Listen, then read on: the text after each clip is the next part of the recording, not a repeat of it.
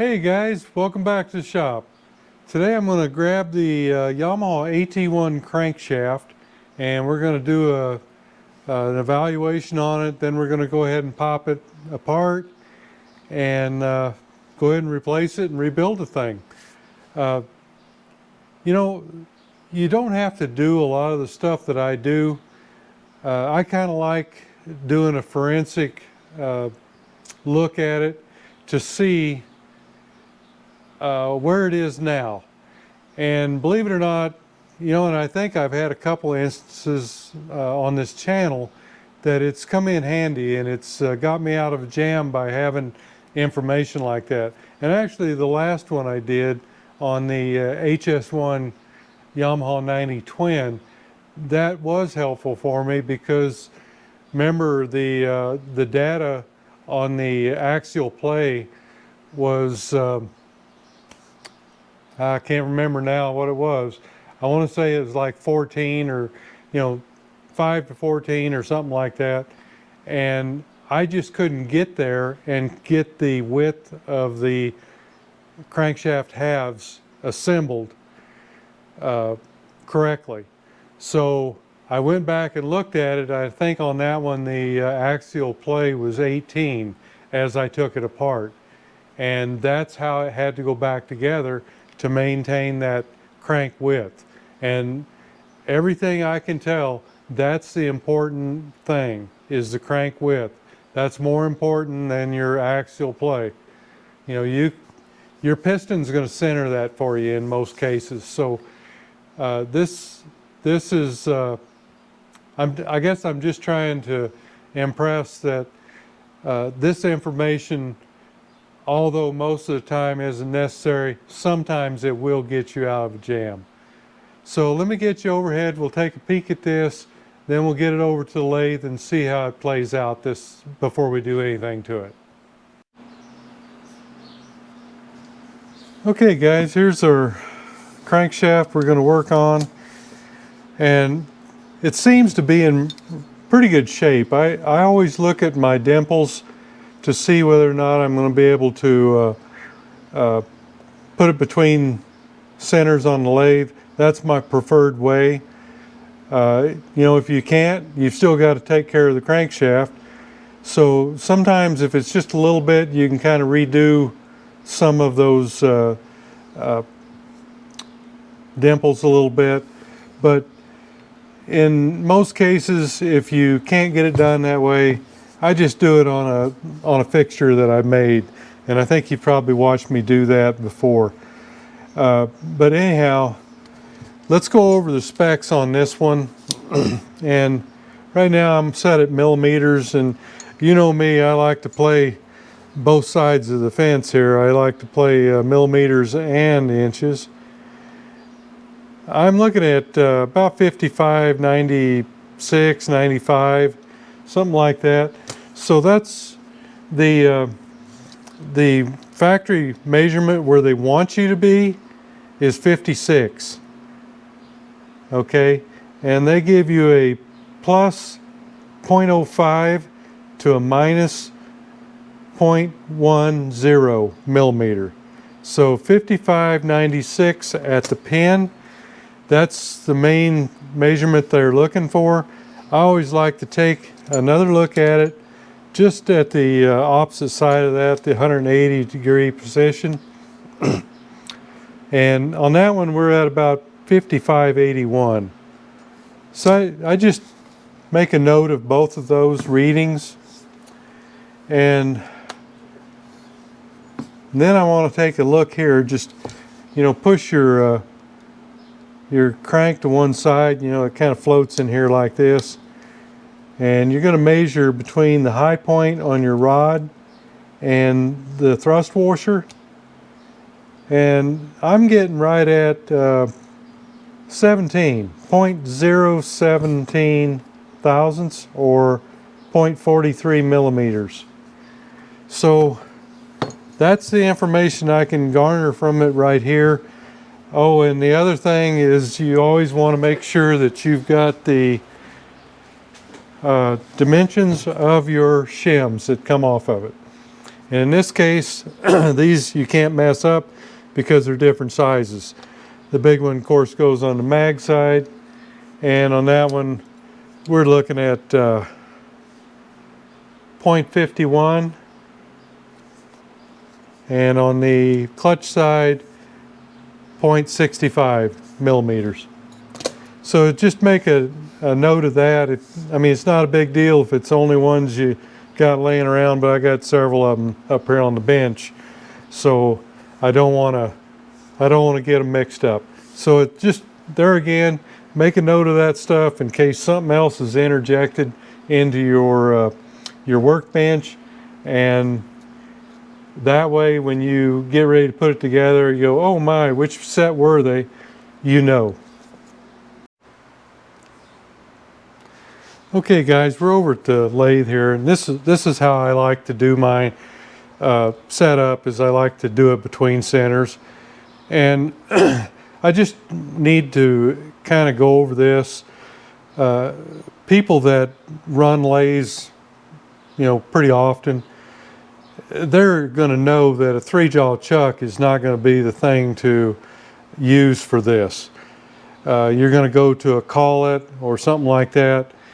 And you know, I find it just as easy to go ahead and use my 3-jaw chuck, but I make my own center. This is just a piece of, I believe it's 3/4 coal roll. And you know, I just cut these, and as I wear them out, I just make a new one. But this consistently gives me error-free measurements as far as this goes. The important thing is that you recut your center every time. Anytime you pull it out of the chuck, you've got to recut it. And this is what they call a 60-degree center. So basically it means it's 30 on both sides. So what I do is I go ahead and recut it, but I've got to set this up to 30 degrees, and then we'll come in and just take a quick cut on it. Okay, so I just readjust this here to where and it's, you know, you don't have to be straight on 30. It can be a little off, it can be a different angle as far as that. As long as you can keep it concentric.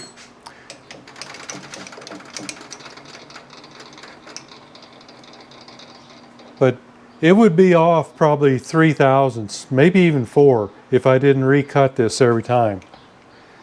But this gives you a starting point, and everything is much more precise this way.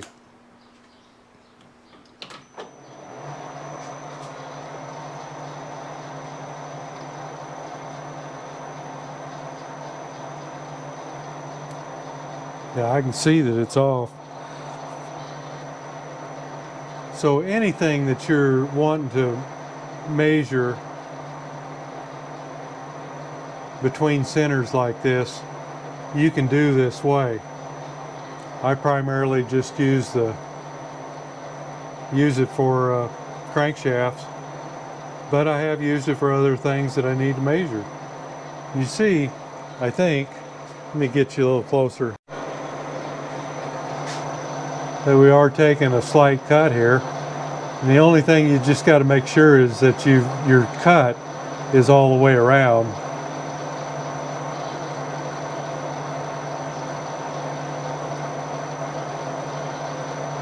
And really, I don't need to go any further than what I've just gone. I just need to make sure it's cleaned up, but I'll go ahead and take it all the way up.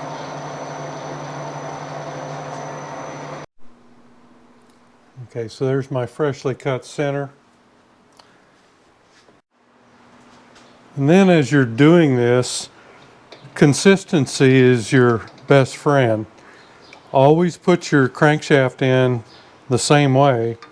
I always put mine with the magneto side towards the head. And if you just start that way, then you'll just always know that's how you want to do it. And this thing can be kicked out of gear, and we turn it off and unplug it and all this stuff now because we don't need the power. So there's where we're at. Let me get the dial indicator set up. Okay guys, I've got it set up here. I've got my dial indicators in place, and I'm out as far as I can go on these without getting into splines or something. You just want to be out as far as you can get. And then I set it up here, so you want it to go up as far as you can right there, and then you adjust that back to 0. And then on the other side, same thing. Right there's the highest spot, and you come back and bring that one back to 0 also. Looks like I'm gonna have to go all the way around. Right there. Okay, wow. I've got 4 thousandths. These are thousandths, and we're about 3.5 on the clutch or the mag side. And the thing is here is that both of these are going over in the same spot, so that is indicating a pinch condition, a pinch or a wedge. So we're either going to have to, if we were setting this one up, we would have to pinch it down here or wedge it, one or the other. I never know until I think what it's doing is it's lifting up like this. So we're going to need to probably wedge it just a little bit.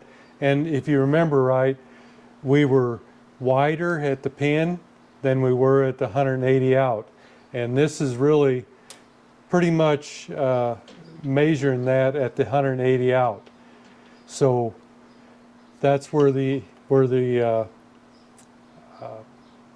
correction would have to be made down there. Now, one thing you want to look at when you're doing this is you always want to have preload on your minor dial. So you can see this one's set at about 5 and this one's at about 2. I was watching a guy on YouTube the other day, and he had 0 on his preload, and he was whipping it around like this, and it wasn't moving at all. And I said, well, you're not measuring anything because you have no preload. So I don't say anything about that, but you've got to have your preload. If you don't, you're not measuring anything. So make sure you've got some preload on it on both sides. And we're just going to make a note that we've got 3.5 on the mag side and 4 on the clutch side. Okay, the next thing we need to check here is our, they call it small end axial play for the Yamahas. On Suzuki's they call it shake. So whatever you call it, you're measuring the amount of distance this thing moves back and forth like this. Again, I've got this pulled all the way this way, and I've got about 0, and I've got about 2.5 on my preload, and I just push it to the right, and I'm at about 29, and that's perfectly acceptable. Matter of fact, most of them are going to be a lot looser than that. Let me look real quick and see what Yamaha says that is. 0.078. So that we don't even have near that. We've got half that, if that. Most of them you can have, like one full turn, or even a little bit more. I think some of the Suzukis are at 120 or 130. Now we're talking inches here.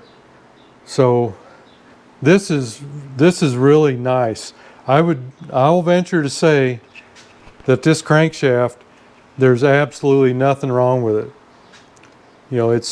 it. it could probably run for another 50 years. But we don't know that without looking at it.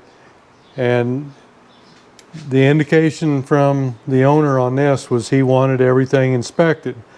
So that we're going to do. And if it's, if it was good, you could essentially just put everything right back in it. But we'll go ahead and put a new bearing and thrust washers and pin in it because all that stuff is available. But this will get you out of a pickle sometimes if you just check all these measurements and just see what it is. At this point, I'm calling this one good. It's not rough, but you don't know until you look at it. That's the only way to tell. Okay, one thing I noticed here is, you see the pin on this one right here? It's actually sticking out over here, and I can run my feeler gauge, hold it against the bearing surface here, and it runs into it. So it's actually higher by a little bit than this bearing surface. We did have a shim on there. Let me see if I can get that.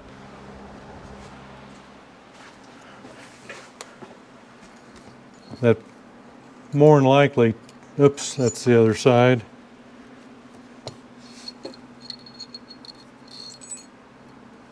See, it's on it. So that bearing could have been in a bind a little bit, but probably not a lot. But that's just something you need to look out for, is you need to make sure that your pin is below the surface of the bearing. And it could have been very easily.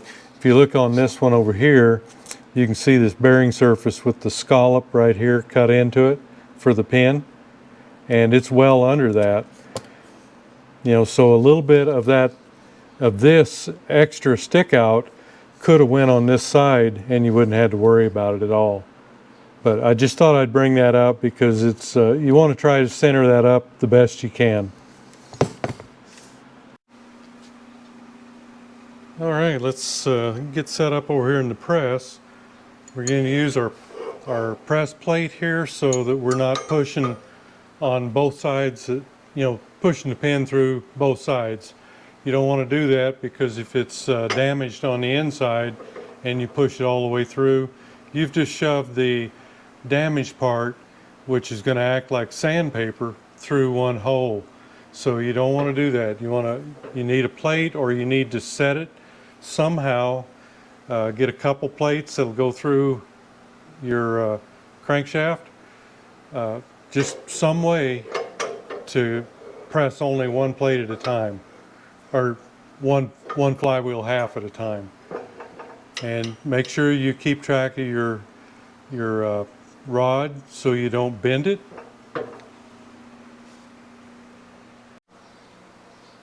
Okay, also look up through here, and it probably won't hurt it, but just try to keep your flywheel half away from your press plate here.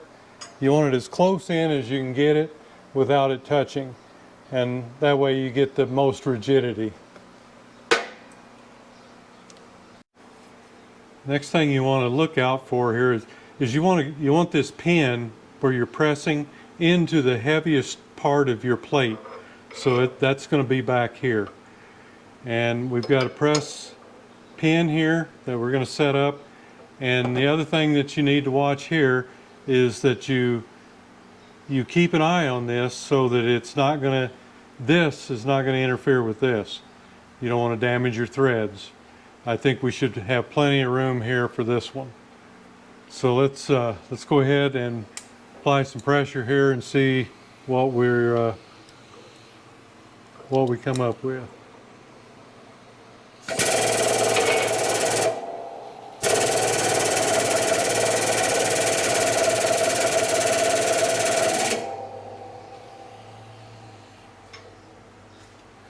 Looks like I could center that a little bit better.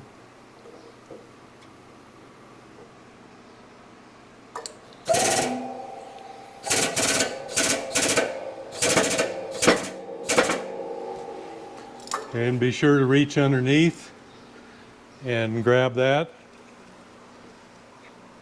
when you get ready.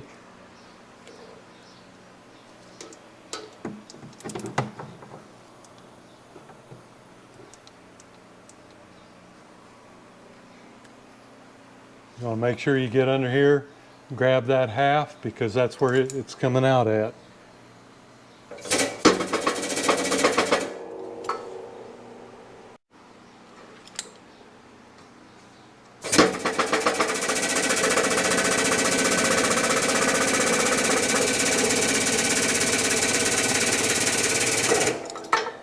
Okay, here we are.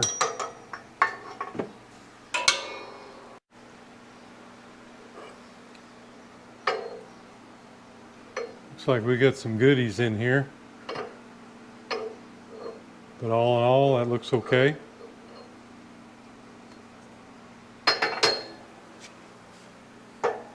This is the other side.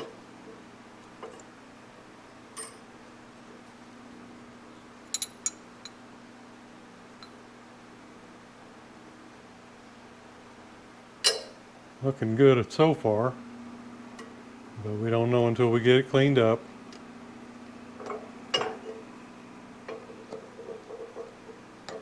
It's got it stuck to it. There we go.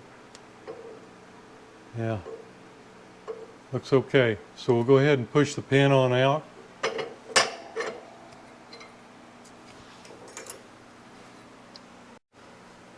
Okay, you can go ahead and ditch your plate. You don't need it anymore, so we'll just be pushing this one directly through.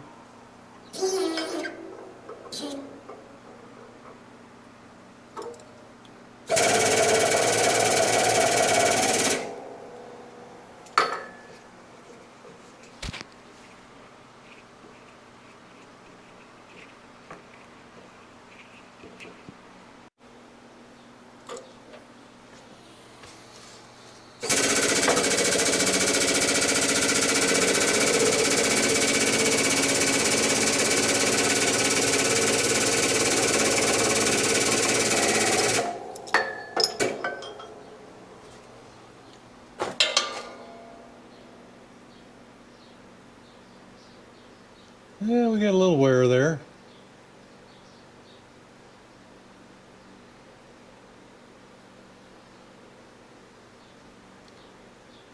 Nothing terrible. It could have went quite a while longer probably, but I think it's a good idea to be doing this. We've got some, looks like maybe it's set with bearings right here for quite a while. So I think it was very good of us to go ahead and do this. Okay guys, I've got a newfangled magnifying glass here, and I'm not sure whether you will benefit from it, but I sure do. This is the rod, and after I cleaned that up, I'm seeing absolutely nothing in there.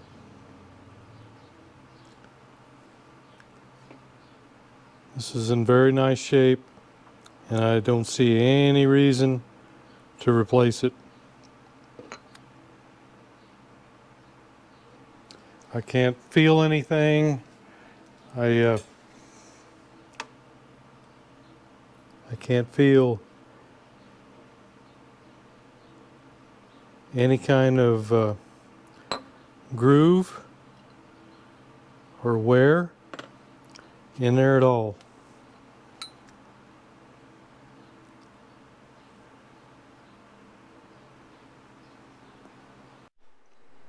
Just want to show you the little rig here.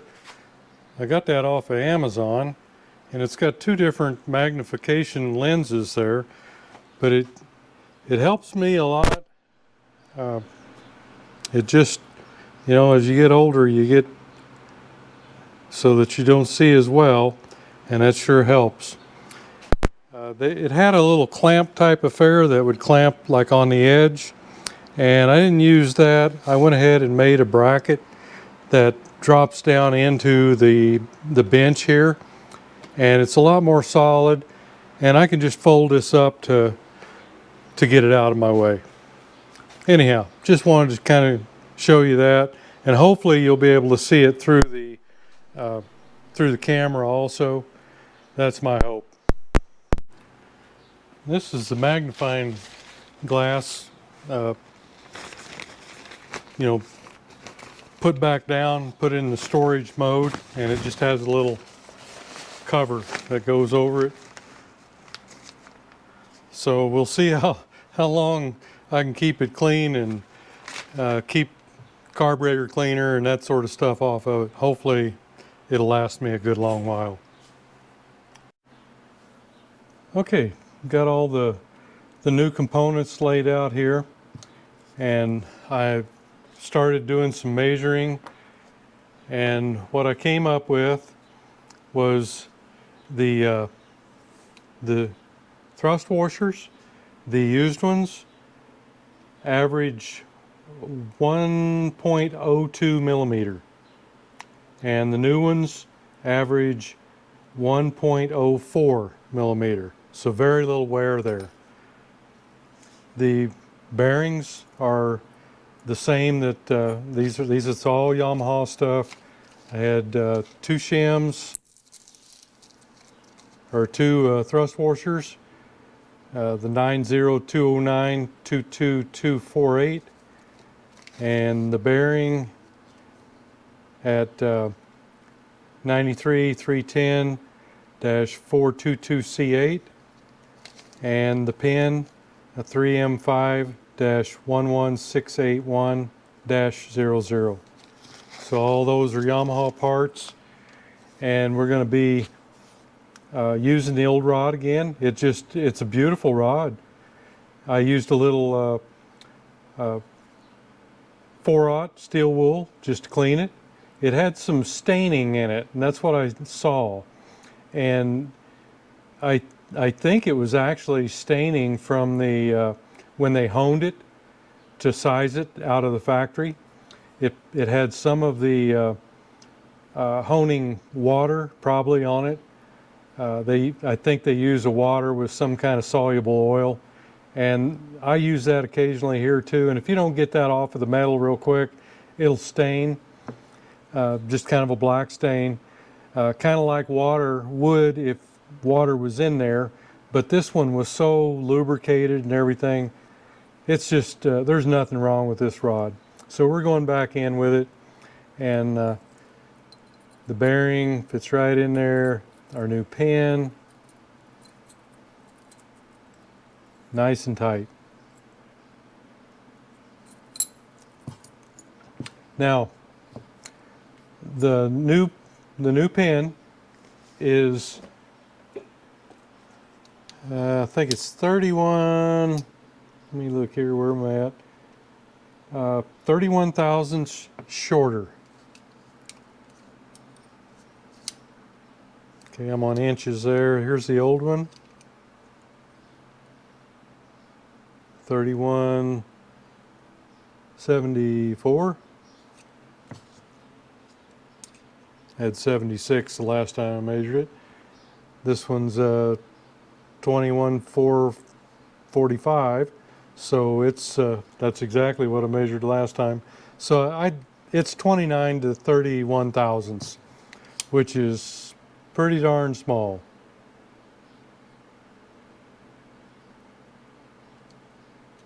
About like that. So I'm not going to worry about that, and actually it's the one, the Yamaha, it's the parts in the parts book for that. I've measured the holes in the crankshaft halves and the pin, and I noticed when I pushed these out, one of them was easier than the other one. The easy one, I believe, was this one, and it mics out at 1 and 8/10 thousandths. 1 and 8/10 thousandths is what our press fit's going to be, and this one measures at 2 and 2/10 thousandths. So This one's about 4/10,000ths smaller, so it's a little tighter. But it should be fine. You know, we're right at 2 thousandths on both of them, and that's pretty much where you ought to be. I'm not seeing anything in the bore that would be a cause for rejection of anything. Everything feels nice and smooth, and I think it's all good to go. So these are, I've got these all cleaned up, and I took them over on the wire wheel. That's usually what I do. You don't want to get glass beads or sand or anything around these things. Even though you clean them up afterwards, you can still have some up in the bore or up in the hole or something. So that's generally what I do, is just use a wire brush on an electric motor. So these are ready to go. Our pin, like I say, just a little bit shorter, but if you remember that how much this one stuck out on one side, if we can get these even, we'll probably be in better shape than we were the last time. So we'll attempt to do that. Okay, let's get ready to build it up, and we'll get the pin in, and then we'll put the halves on, and then we'll start truing it up. I just want to show you all the chicken scratch that I've written down here. This is all old stuff, and when I get down below the line here, I'm comparing new to old. So, or in this case, our measurements. I don't think I'm going to be able to get all this video together, so what I'll end up doing is making 2 videos. I'm hoping I can get them both up this weekend, but I'll put the first one up showing the teardown and the inspection, and then I'll put the next one up showing the build up and the truing. Okay guys, we're going to do the other one to finish this job up, but it's going to be just pretty much continuous for you. There may be a day apart. I'm going to try to get this one up on Friday night, and the other one may not go up until Saturday, but it will be up. And the reason I'm doing that is, you know, normally I go through and, well, pretty much the same thing. I go through and do a tear down, and then I do a build up. But I've had people request a little more in depth of what I do, and that's what I'm trying to do. You know, I do a lot of boring videos, and I do a lot of crankshaft videos, and there's always somebody that asks me, you know, to just be a little more detailed if I could, and that's what I'm trying to do. It's just, you know, there's a lot of things that can happen or does happen that maybe you don't always see behind the scenes. You know, for instance, I had somebody ask me about boring with or honing with a ball hone not too long ago, and I do use those ball hones. If you're doing just a refresh to put some crosshatch back in there and a new set of rings, that's the best thing you can do. What I normally do with a ball hone is, once I hone it to fit the piston, then I come over and I do the deburring, the chamfering of the ports. Then I take my ball hone and I go in there and I'll turn it, you know, maybe 10 revolutions to the left and 10 revolutions to the right. And that will chamfer the vertical sides of the ports, and also the horizontal ones too. But really what I'm after is a little bit of chamfering on the verticals. And that's just a quick thing I do. It's nothing that, it's not taking any metal out. It's just giving you that crosshatch that you've already got from the other honing, but it's just not as aggressive. But anyhow, I'll cover that again sometime at some point. And I don't think I've ever shown that. I just do it and then, you know, press on. But there are times when things crop up about the crankshafts too. So I've had people ask me, well, what about the 3-jaw chuck? And the thing is, I just went over that. Since I'm using a 3-jaw chuck, it, believe it or not, is as accurate as my collets. And the thing is I can, even in the collet, I guess I could do the same thing and recut the center each time. But it's just easier because I'm always using the 3-jaw chuck.